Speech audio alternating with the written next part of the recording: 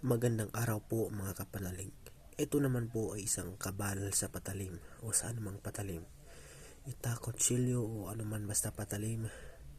Pwede din itong maging kabal sa mga bala at anumang uri ng mga sandata na gawa ng kamay ng tao. Ito ay usalin nyo ng 3 beses, diretsong usal na po ito. At iihip nyo po sa inyong dibdib ng makatatlong ulit. Ito ay inyong pakaingatan sapagkat ang salitang ito ay mahirap po ito paganahin kung hindi ka talaga karapat-dapat.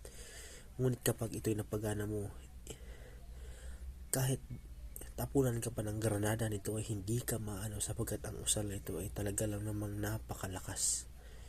Sana po ay makatulong po ito sa nag-aaral ng lihim na karunungan na gustong maging isang kumbatero sa personalan.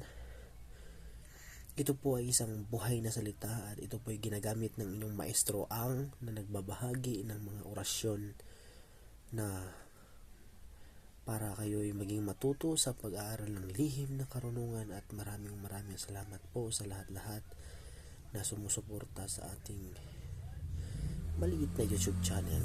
Sana po ay makatulong po ito sa lahat na nag-aaral ng lihim na karunungan, and gamitin lang po sa kabutihan at wag po sa kasamaan.